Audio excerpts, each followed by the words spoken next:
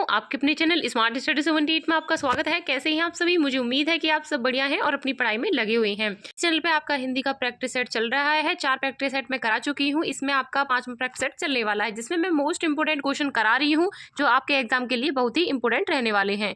तो चलिए स्टार्ट करते हैं। पहला क्वेश्चन अब देख लेते हैं इसका पहला क्वेश्चन। तो पहला क्वेश्चन क्या कहता है कि भाषा शिक्षण की पद्धति नहीं है। तो ऐसी कौन सी पद्धति है जो भाषा शिक्षण की नहीं है? तो आपकी किंडरगार्टन हो गया, या फिर मॉन्टेसरी हो गया, फिर डेक्राली हो गया, या अभिक्रमित अनुदेशन हो गया। इसके करेक्ट आंसर कौन सा रहेगा? तो आपने शिक्षण जो भाषा शिक्षण की जो पद्धति पढ़ी है वो आपने ये ऊपर वाली तीनों ही पढ़ रखी है। किंडरगार्टन भी आता है, ये भी आता है, ये तीनों ही आपको देखने को मिली होंगी। लेकिन ये आपकी नई शिक्षण पद्धति में नहीं आती है, क्योंकि ये जो होती है वो आपकी शिक्षण पद्धति नहीं होती है, अभिक्रमित अनुदेशन। इसलिए इसका करेक्ट आंसर आपका डी रहेगा। इसमें नहीं पूछा है ना, तो विशेषकर आपको ध्यान रखना है कि नई वाले क्वेश्चनों में आप कंफ्यूजन हो जाती है। उस टाइम हमें नहीं दिखता है और हम क्वेश्चन को आते हुए भी गलत कर जाते हैं। तो इसलिए आपको नई वाले क्वेश्चन पे भी ध्यान रखना है। इसलिए मैंने पहला क्वेश्चन आपका नहीं वाला ही लिया है। तो इसका करेक्ट आंसर आपका कौन सा रहेगा? डी एकदम करेक्ट आंसर है, ये वाली पद्धति नहीं है। अब चलते हैं नेक्स्ट क्वेश्चन। नेक्स्ट क्वेश्चन देख लेते हैं कि बालक की प्रारंभिक शिक्षा उसकी मातृभाषा में दी जानी चाहिए, यह किसका मत है?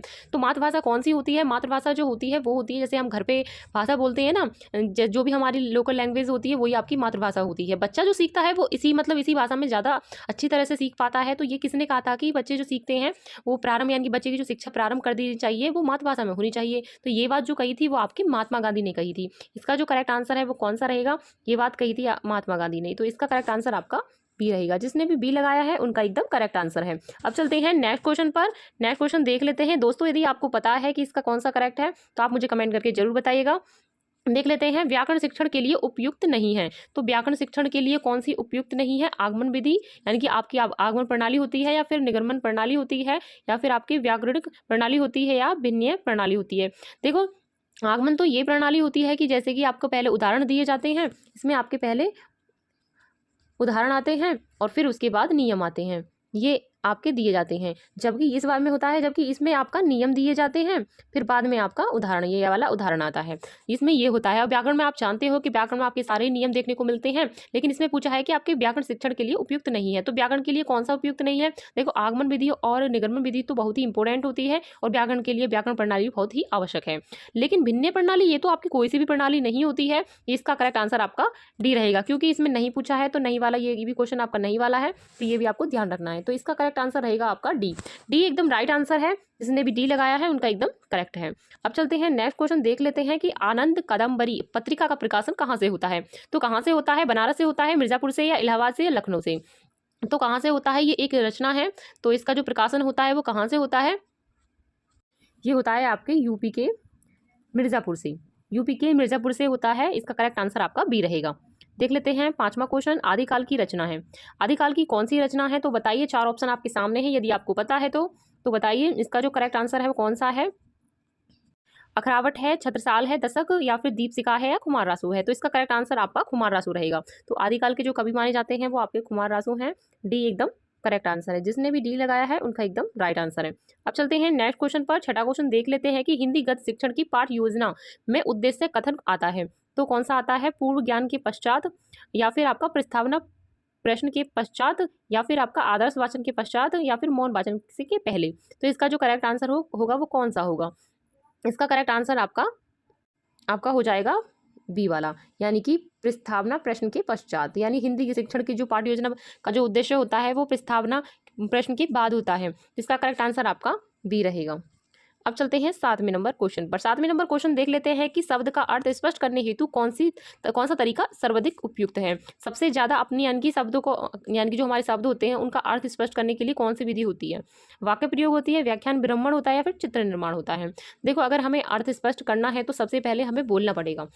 तो कब बोल सकते हैं? जब हम किसी चीज़ की व्याख्या करेंगे, तो जब तो हम किसी दूसरे यानी व्यक्ति को अपनी बात को समझा पाएंगे, यानी कि अर्थ स्पष्ट अच्छी तरह से कर पाएंगे। तो इसलिए इसका करेक्ट आंसर आपका बी रहेगा, यानी कि व्याख्यान विधि जो होती है वो एकदम करेक्ट आंसर है इसका, यानी कि बी एकदम राइट आंसर है। और हाँ दोस्तों, मुझे याद आया कि इसकी जो PDF है वो आपको टेलीग्राम पे मिल जाएगी। टेलीग्राम की जो लिंक है मैं पिन कर दूंगी, या फिर डिस्क्रिप्शन में दे दूंगी। वहाँ जाकर आप इस PDF को ओपन कर लेना टेलीग्राम पर। और एग्जाम के टाइम में आपके लिए मोस्ट इंपोर्टेंट क्वेश्चन और लेकर आऊँगी, जो आपके और भी इंपॉर्टेंट रहेंगे। और जो भी चैनल पे नए हैं तो प्लीज़ जुड़ जाइए।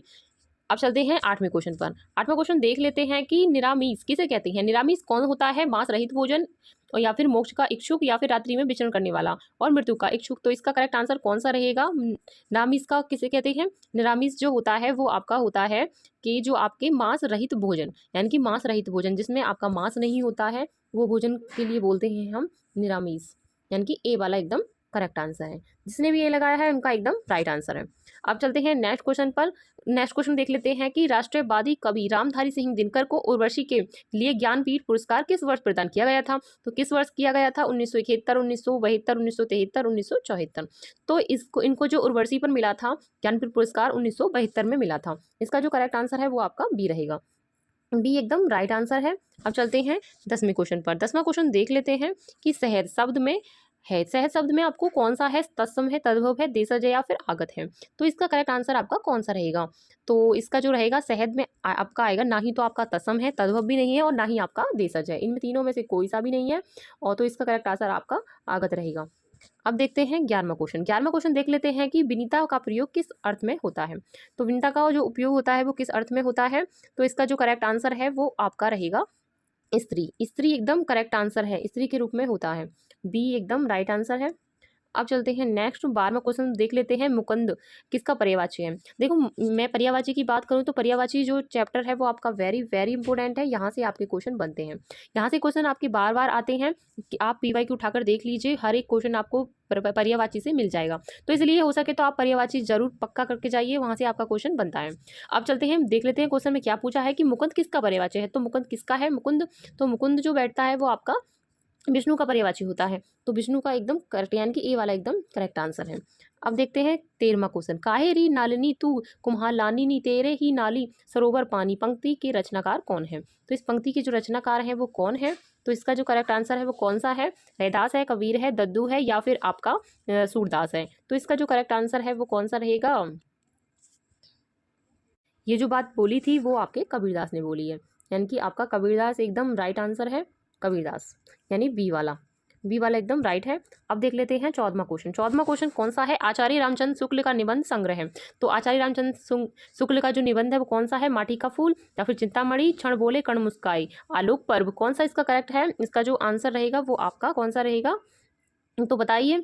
इसका जो करेक्ट आंसर है वो आपका चिंतामणि रहेगा। आचार्य चंद्र शुक्ल का जो आता है ये वेरी वेरी इंपॉर्टेंट है, यानी कि ये वाला बता रही हूँ मैं, इंपॉर्टेंट है। यहाँ से बनता है क्वेश्चन, क्योंकि चिंतामणि जो पूछा जाता है वो बार बार पूछा जाता है।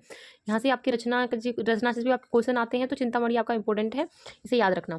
नेक्स्ट देख लेते हैं 15वां क्वेश्चन। एक बार कही गई बात को बार बार दोहराते रहने के लिए उपयुक्त एक शब्द बताइए। यानी कि जो कोई ऐसा होता है ना कि एक बात को बार बार दोहराता है, बार बार बोलता है, तो उसके लिए क्या बोला जाता है? उसे क्या बोला जाता है? तो आपके 4 ऑप्शन हैं, तो बताइए। इसमें आपका जो ऑप्शन है वो वैसे तो ये वाला गलत है, तो देखिए ये वाला भी गलत है, ये भी आपका ये वाला होगा, लेकिन ये स्पष्ट रूप से लिख नहीं रहा है। तो देखिए मैं लिख भी देती हूँ। इसे क्या बोलते हैं? जो अपनी बात को बार बार दोहराता है उसके लिए बोलते हैं पिष्ट पेषण। पिष्ट पेषण ये करेक्ट रहेगा एकदम, यानी कि ये तो इसमें थोड़ा मिस्टेक है, इसे सही कर लीजिएगा। तीसरा वाला एकदम करेक्ट आंसर है, यानी ये वाला। तो इसका जो करेक्ट आंसर है वो आपका सी रहेगा। इस तरह लिखा आएगा वहाँ पर, अगर आए तो ये इस तरह आएगा, ठीक है। इसका करेक्ट आंसर आपका सी रहेगा। अब देखते हैं नेक्स्ट। बुद्धिहीन शब्द व्याकरण की दृष्टि से है, यानी कि बुद्धिहीन जो होता है वो कौन से उसमें आता है? संज्ञा में आता है, सर्वनाम में, विशेषण में, क्रिया में। इसका करेक्ट आंसर कौन सा है? तो इसका जो करेक्ट आंसर है वो आपका विशेषण है। तो देखो बुद्धिमान आपका संज्ञा नहीं हो सकता, सर्वनाम भी नहीं है, तो विशेषण इसका करेक्ट आंसर है सी। अब चलते हैं 17वें क्वेश्चन पर। छत से ईंट गिरी। छत से ईंट गिरी वाक्य में कौन सा कारक है? तो देखिए जहाँ भी देखो यहाँ पर हमारी छत है, यहाँ पर देखिए यहाँ पर हमारी छत है, यहाँ पर ईंट है, यहाँ पर ईंटें लगी हुई थी, और वो जो ईंट है वो नीचे गिर गई। वो जो ईंट है एक इसमें से नीचे गिर गई। जब इसमें से ये नीचे गिर गई तो मैंने कहा था कि जब कोई चीज़ यहाँ से अलग हो जाती है, यानी कि ऊपर से गिर गई नीचे से, यानी कि जब वो ऊपर से गिर गई तो ये नीचे मतलब नीचे आकर गिर गई होगी। तो ऐसा तो नहीं है ऊपर चली जाएगी वैसे उड़ के। तो जब कोई चीज़ अलग होती है, मैंने बताया था कि जो चीज़ अलग हो जाए उसे बोलते हैं अपादान। तो जहाँ कोई चीज़ अलग होने की बात आती है तो वहाँ आँख मीच कर आप अपादान लगा सकते हो। तो इसका जो करेक्ट आंसर है वो आपका ए रहेगा। अपादान एकदम करेक्ट आंसर है। ठीक है। और जो हर चीज़ हमेशा के लिए दान दी जाती है वहाँ पर आपका संप्रदान आएगा, क्योंकि यहाँ से क्वेश्चन सीधे पूछे जाते हैं, ये आपको याद रखना है। अब चलते हैं नेक्स्ट क्वेश्चन यानी 18वां क्वेश्चन, करपट का तद्भव स्वरूप है। तो तद्भव जो कैसे शब्द होते हैं, तद्भव ऐसे शब्द होते हैं जो आपके संस्कृत से हिंदी में आते हैं, यानी कि तद्भव तो आपके संस्कृत में ही होते हैं। जैसे आप संस्कृत में अगर कोई चीज़ याद कर रहे हो ना, तो ये सोच लो कि आप तत्सम में याद कर रहे हो, और जबकि आप जो तत्सम से जो बदल बदल के जो आ रहे हैं वो तद्भव में आ जाते हैं, यानी हिंदी रूप ले लेती है तद्भव, यानी हिंदी में आ जाते हैं। तो देखिए करपट जो होता है वो किसके लिए बोला जाता है, करपट जो बोला जाता है वो कपड़े के लिए बोला जाता है। तो डी वाला एकदम करेक्ट आंसर है, जिसने भी डी लगाया एकदम राइट है, उसका 1 नंबर पक्का। अब चलते हैं नेक्स्ट देख लेते हैं, चराचर में कौन सा समास है। चराचर में कौन सा समास है ये आपको बताना है। तो देखिए करेक्ट आंसर आपका तत्पुरुष हो जाएगा, या फिर द्वंद्व समास हो गया, बहुब्रीहि हो गया, कर्मधारय होगा। तो इसका जो करेक्ट आंसर होगा आपका द्वंद्व समास होगा, यानी बी वाला एकदम राइट आंसर है। देख लेते हैं अब नेक्स्ट क्वेश्चन देख लेते हैं, 20वां क्वेश्चन यानी आपका लास्टवां क्वेश्चन, सबसे लास्ट क्वेश्चन है और 20वां क्वेश्चन। निम्नलिखित में से शुद्ध वाक्य कौन सा है।